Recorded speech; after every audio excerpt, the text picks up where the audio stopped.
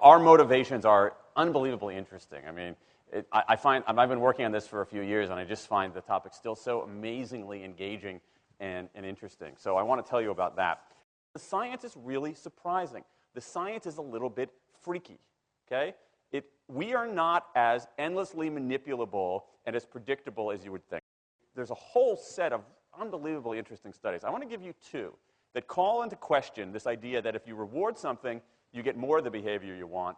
If you punish something, you get less of it. So let's go from London to the mean streets of Cambridge, Massachusetts, in the northeastern part of the United States. And let's talk about a study done at MIT, Massachusetts Institute of Technology. Here's what they did. They took a whole group of students, and they gave them a set of challenges. Things like memorizing strings of digits, solving word puzzles, other kinds of spatial puzzles, even physical tasks like throwing a ball through a hoop. Okay, they gave them these challenges, and they said to incentivize their performance, they gave them 3 levels of rewards. Okay? So if you did pretty well, you got a small monetary reward. If you did medium well, you got a medium monetary reward. And if you did really well, if you were one of the top performers, you got a large cash prize. Okay? We've seen this movie before. This is essentially a typical motivation scheme within organizations, right? We reward the very top performers, we ignore the low performers, and the other folks kind of in the middle. Okay, you get a little bit. So what happens? They do the test, they have these incentives. Here's what they found out. 1, as long as the task involved only mechanical skill, bonuses worked as they would be expected. The higher the pay, the better their performance. Okay, that makes sense. But here's what happens. But once the task called for even rudimentary cognitive skill, a larger reward led to poorer performance. Now, this is strange, right? A larger reward led to poorer performance? How can that possibly be? Now, what's interesting about this is that these folks here who did this are all economists, 2 at MIT, 1 at the University of Chicago, 1 at Carnegie Mellon, okay, the top tier of the economics profession. And they're reaching this conclusion that seems contrary to what a lot of us learned in economics, which is that the higher the reward, the better their performance. And they're saying that once you get above rudimentary cognitive skill, it's the other way around. Which seems like this kind of, the idea that these rewards don't work that way seems vaguely left-wing and socialist, doesn't it? It's kind of this kind of weird socialist conspiracy. For those of you who have those conspiracy theories, I want to point out the notoriously left-wing socialist group that financed the research, the Federal Reserve Bank.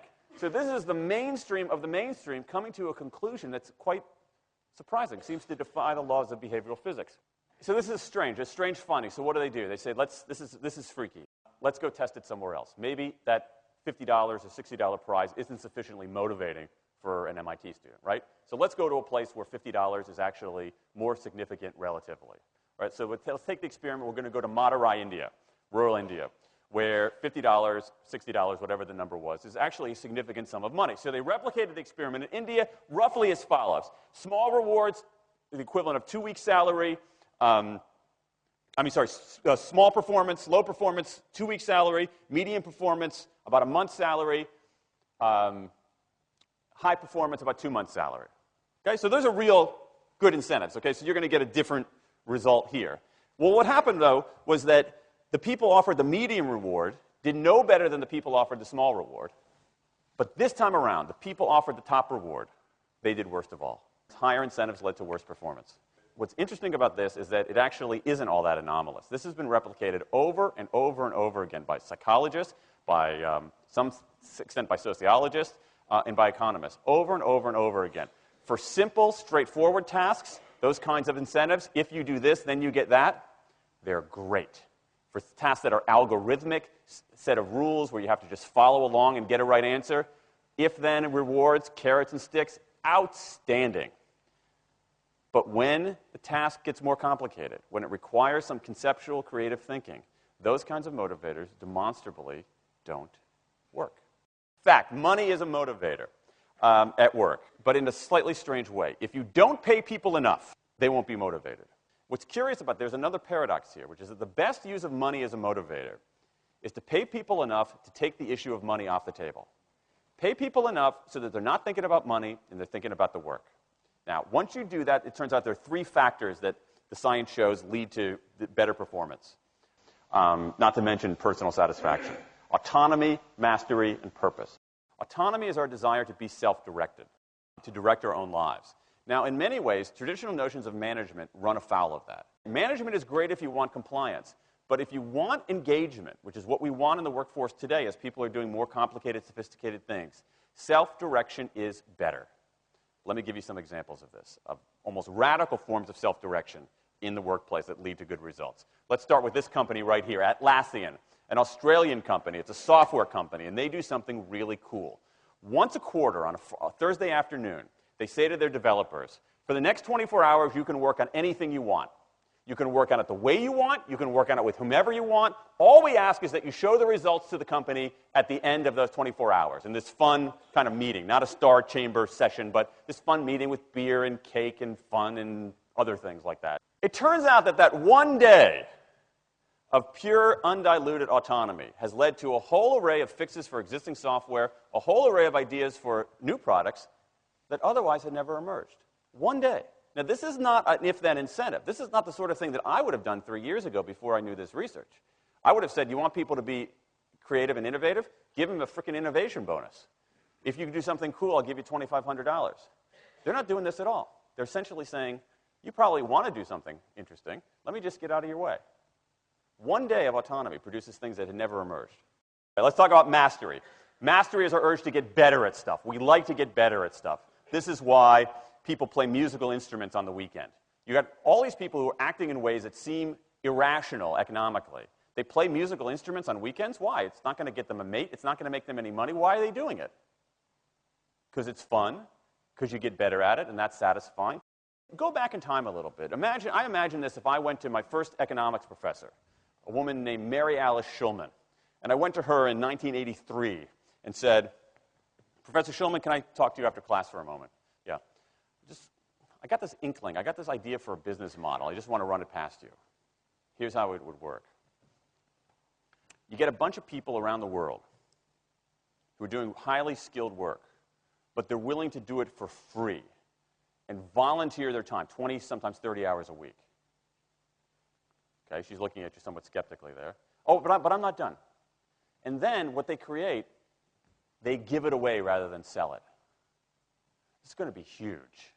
I mean, she truly would have thought I was insane.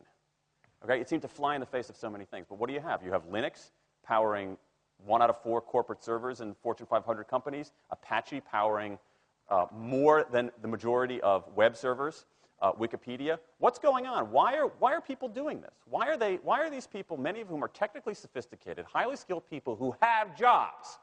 Okay, they have jobs. They're working at jobs for pay, doing sophisticated technological work. And yet, during their limited discretionary time, they do equally, if not more, technically sophisticated work, not for their employer, but for someone else for free. That's a strange economic behavior. Economists who look into it, why are they doing this? It's overwhelmingly clear.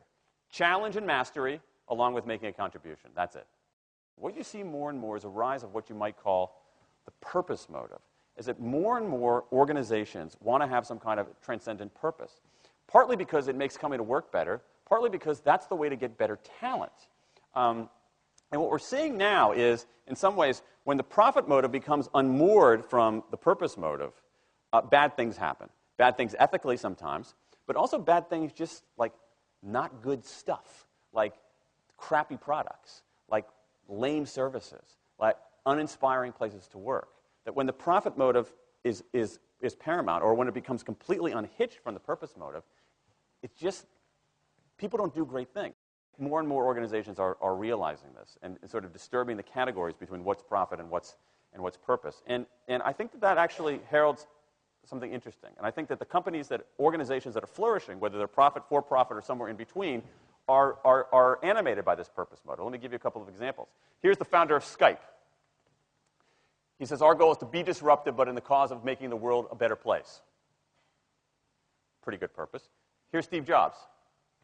I want to put a ding in the universe. All right? That's the kind of thing that might get you up in the morning and racing to go to work.